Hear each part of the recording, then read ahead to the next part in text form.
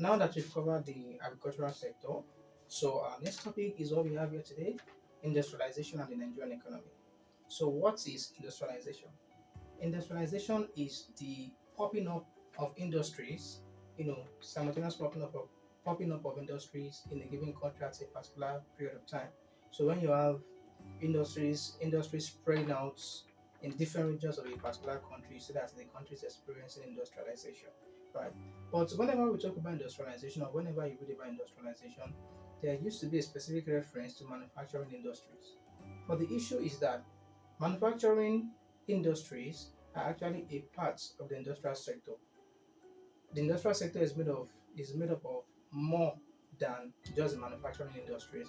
But then the thing is that if you read online or you pick up a material, you will see that industrialization is referring to the development or to the springing up of manufacturing industries in different regions of a particular country, or better still, or maybe let me put it this way: the springing up of industries in different regions of the country at a particular period of time in a way that shifts um, the concentration of the country from agriculture into manufacturing.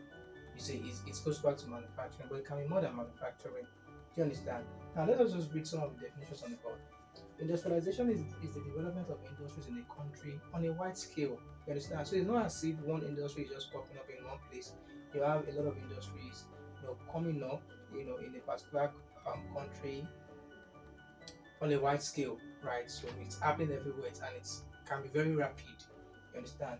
So another thing is industrialization is a process of transforming the economy of a nation from a focus on agriculture to a reliance on manufacturing.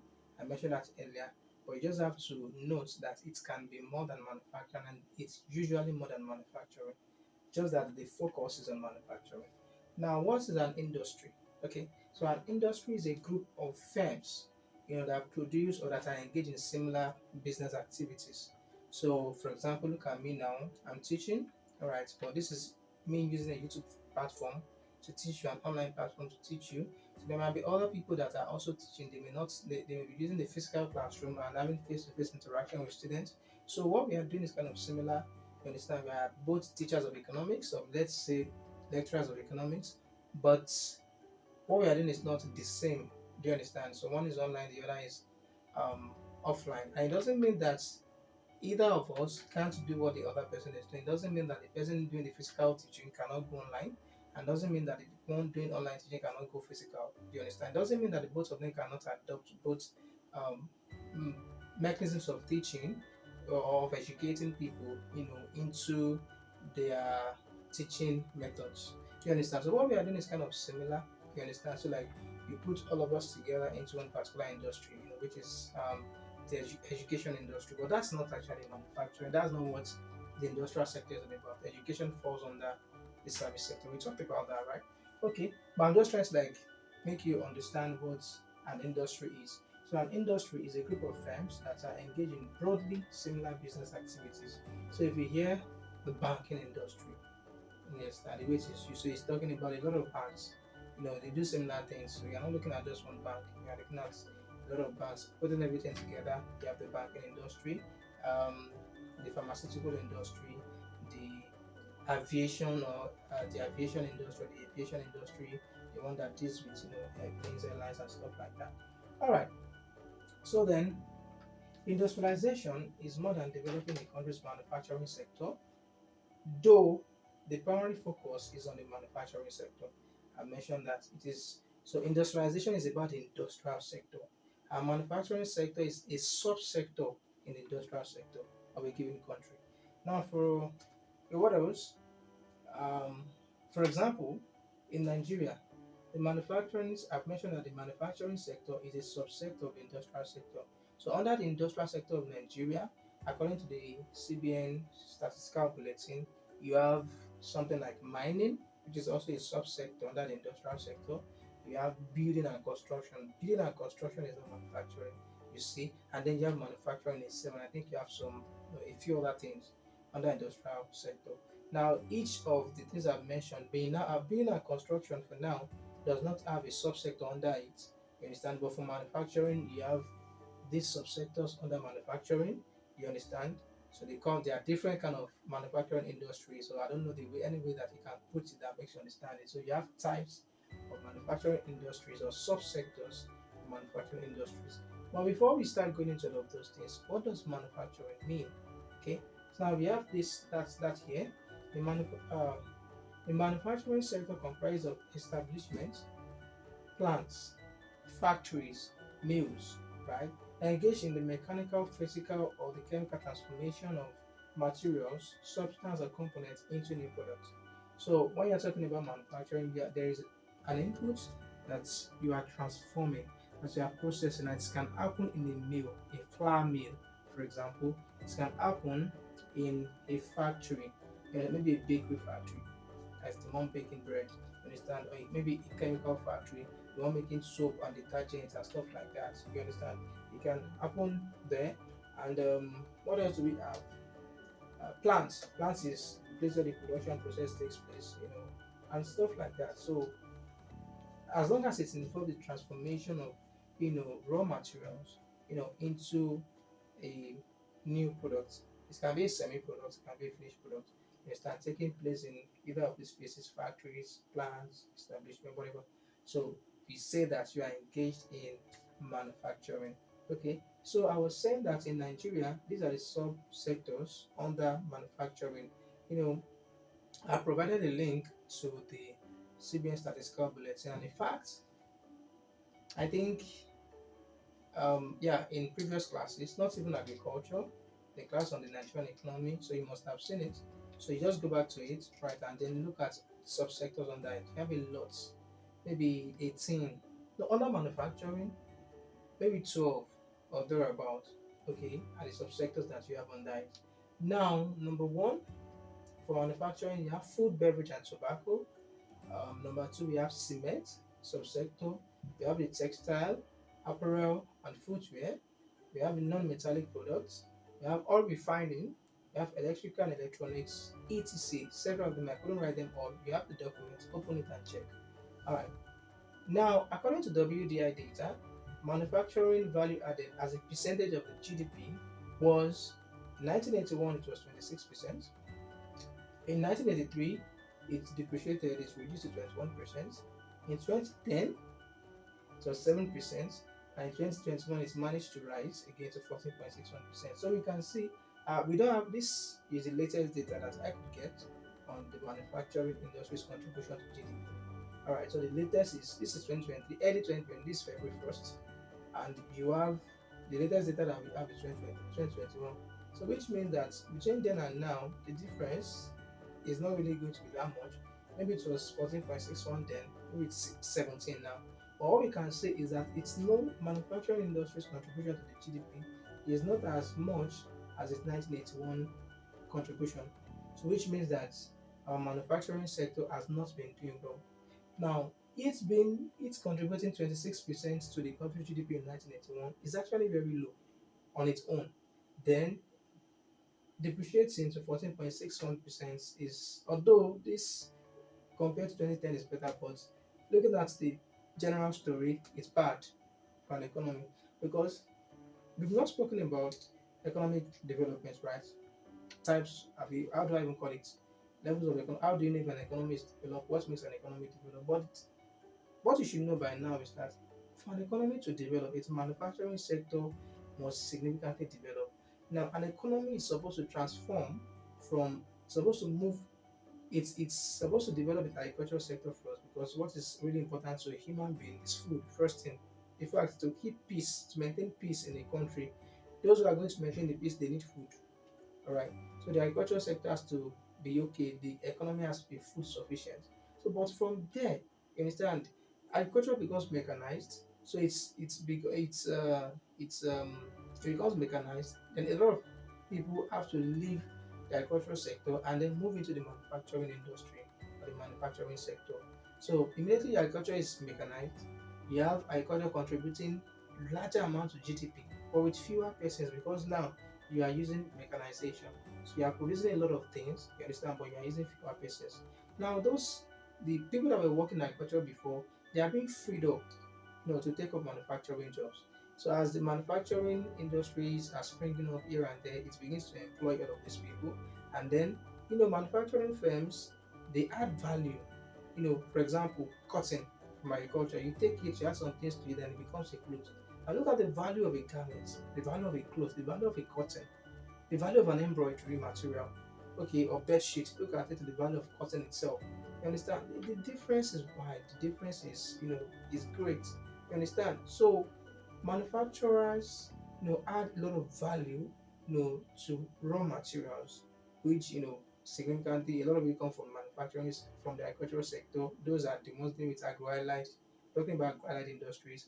And then you have some industries that are not agro-allied, so they get their raw materials from other parts, maybe from metals, from other natural resources in the country, and so on and so forth. So a country is meant to move from agriculture into manufacturing. Manufacturing involves factories, so it employs a whole lot of people, and as it's doing that, it's providing a lot of jobs for people, adding to their skill sets. They learn a lot of things for them to be able to process these raw materials into high value adding goods that they can then sell into the economy. So the manufacturing industry also helps you to provide a wide range of products in the country. So the more manufacturing industries you have, or the more manufacturing companies you have, the wider the range of products that people can consume and enjoy from. Now today, I'm using a phone to record this video. That came from a manufacturer, or from a series of manufacturers, if we have to be very serious. Because the components of the phone must have come from different parts of the world, different manufacturers in the world. Do you understand? Now this is a marker coming from a manufacturer. This is a paper coming from the manufacturer. The dress I'm putting on come from a manufacturer. You understand? So the tripod stand where the phone is, resting, where it's resting on, it also came from the manufacturer. So like manufacturing does a lot for a country. Do you understand? So now our manufacturing sector's GDP being 14.61%, less than 15% 2021, is low. It's low. So Nigeria's manufacturing sector is not doing well. That's what I'm trying to tell you. So you can compare the GDP contribution of our manufacturing sector to that of developed countries, and then look at it. You understand? So your country is meant to move from agric. Agric's contribution to the GDP is going to be, high. You understand? It's going to be high. That's the point. But it's not even going to be as high as manufacturing industry. I don't know if you get what I mean. So let's say before it was contributing maybe 10 million to GDP. Now agric is contributing like 1 billion to GDP. That's like maybe how many percent? Maybe 1,000 or 10,000% increase, if I'm right. But then 1 billion to GDP, manufacturing sector might be contributing 500 billion to GDP. You understand? So that just it provides a lot of jobs. It provides a lot of output that can change the lives of people at a very fast rate. Then what else? What else? It's just great. I don't know. I don't really know how to put it, but your manufacturing sector has to work. You understand? They can employ and pay lots of people better than the agricultural sector. Now, as you are going through the stages of development, your economy is now, when your economy becomes highly developed, it moves away from manufacturing and it enters into services. So that's the way it's supposed to go, from from agriculture to manufacturing. Now all of them are contributing huge amount to the GDP. But now you then have the service sector taking over in terms of you know um, GDP contribution. So the service sector is now going to be the highest. Now if you look at our data in when we're talking about the structure of the Nigerian economy, you see that agric is contributing higher than manufacturing. Then the service sector is now contributing more than agric and manufacturing. If I think it's contributing more than the two of them when you add them together. So a case like that is what we call a premature deindustrialization. That is, your manufacturing sector has not even evolved, you know, before before your service sector became better, and now your manufacturing sector is already um, contributing less. You understand? Like it's first meant to contribute a lot. Then as your country becomes to become more developed, then its portion in terms of percentage contribution begins to fall. Although its outputs, it in absolute terms, is still increasing. So it's just like saying before you had how do I say it? Maybe, maybe before I'm trying to look at it nominal amount and then proportions. Maybe before it was 5 over, before it was, let's say, 70 over 100, 70 over 100, but now it is 70 that's 70%, right? But now the denominator is no longer 100, the denominator is like maybe 1 million. So now that it is 1 million, so instead of 70 over 100, you are now having like maybe 350,000 over 1 million. So 350,000 is way higher than 75. You understand? But if you look at it compared to what the economy produces in total, you see that the percentage contribution is reducing. So what Nigeria is experiencing currently is a how do I even call it, premature deindustrialization. Deindustrialization is still meant to happen over time as our economy continues to really develop. You understand? But then when it is happening now that the economy has not even reached the developed stage and manufacturing sector is already contributing little, so we are experiencing a premature deindustrialization, right? So now, having explained that, um, there's one thing I should also state. For example, I said in 2021, the manufacturing sector in total now contributing less than 15% of the country's GDP, but the top three, food, beverage and tobacco, cement, textile apparel and footwear, these three contributed the most to GDP out of the total manufacturing sectors that we have. So the three of them, food, beverage and tobacco, cement, textile apparel and footwear contributed about 11%, 11.3 whatever. Where did I even write that? Um, where are you? 11.34% the country's GDP in 2021. 11.34% of the country. So that's to tell you that no, food is the one that is topping it. Food, beverage, and tobacco. That's the one that is topping it. Followed by cement, followed by textile. So if you look at it, our manufacturing sector is characterized by consumer goods. Except cement that might be used in building and construction or in building houses.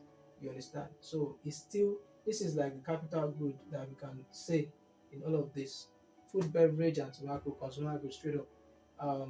Textile, apparel, and footwear, consumer goods straight up. So cement is the one that we can call a producer good.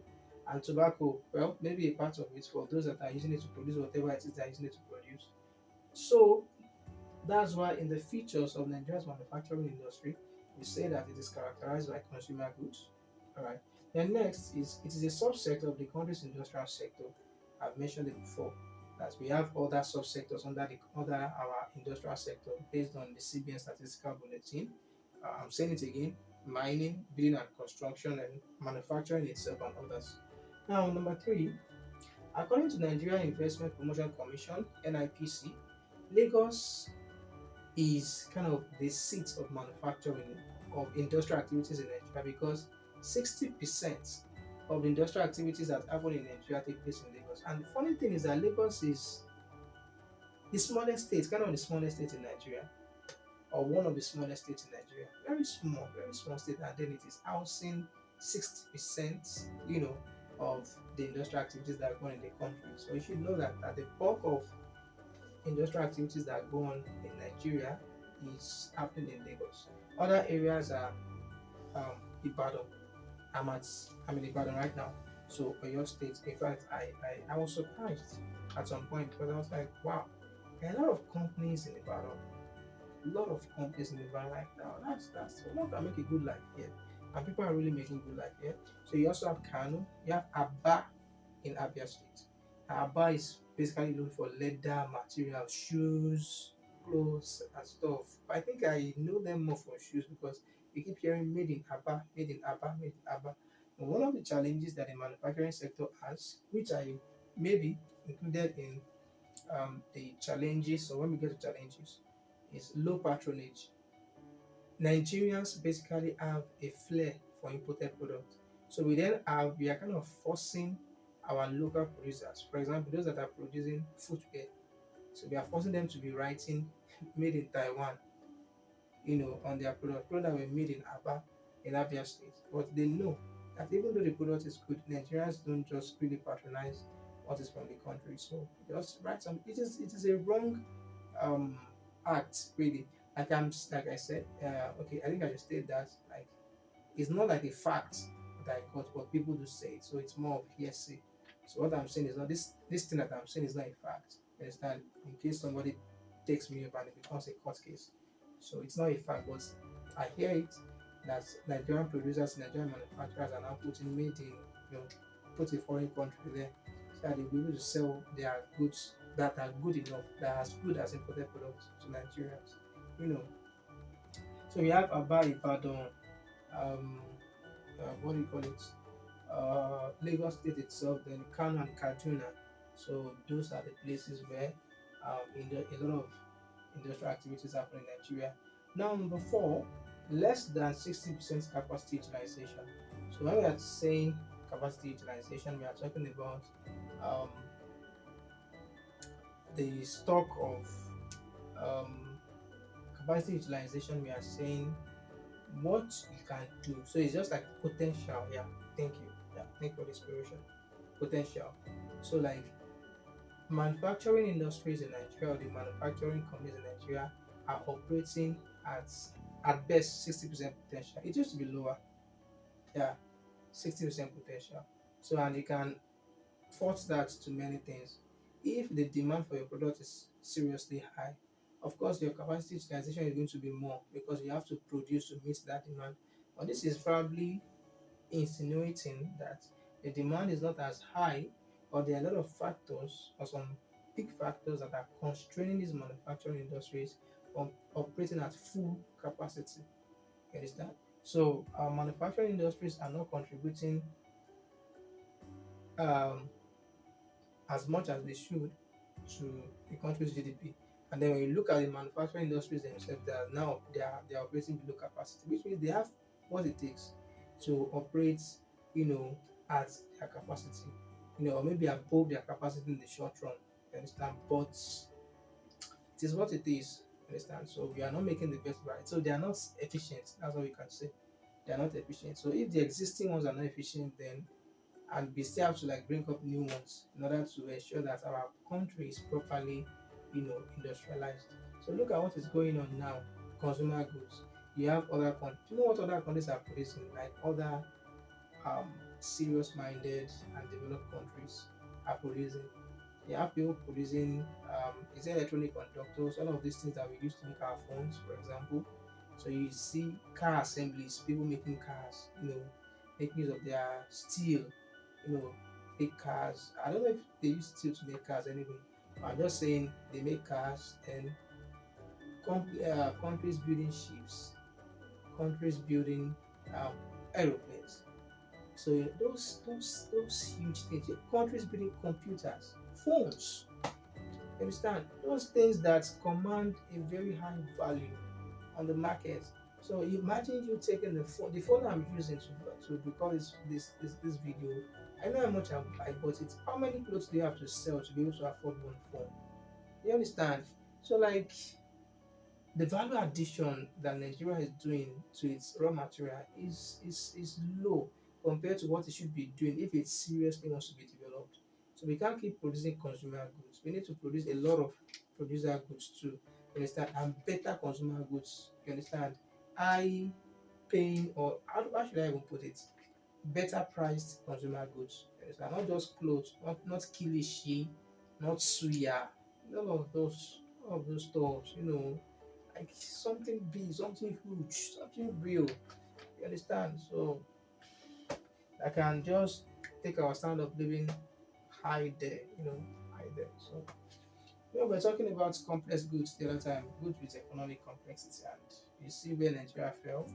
So that's that. Now number five, we have heavy dependence on imported raw material. So as blessed as this country is in terms of natural resources and human resources, Nigeria is still heavily dependent. Nigeria's manufacturing sector is still heavily dependent on imported raw materials.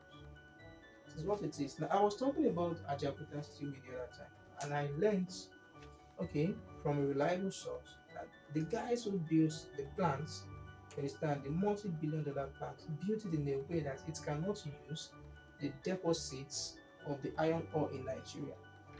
So the raw material, the iron ore of the company has to come from the country of the company that built it for us. So you can look at it. So what do you call that? A square peg in a round hole, something like that. So now we have to have more. Um, it's either if the company wants to operate, it should start to import iron ore from the countries that have it, whereas we have our own wasting away, nobody touching it, or we have to build other plants that are compatible with our own kind of iron ore. And then you have other people too.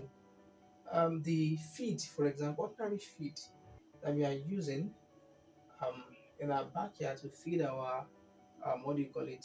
To feed our poultry beds. I don't think they are produced in Nigeria. If Nigeria could be importing matches, I think we talked about it the other time. And I also learned that Nigeria imports toothpicks. So you can imagine how bad this country is. Our manufacturing sector is poor, seriously poor. So we are not there, and now it is contributing something not significant.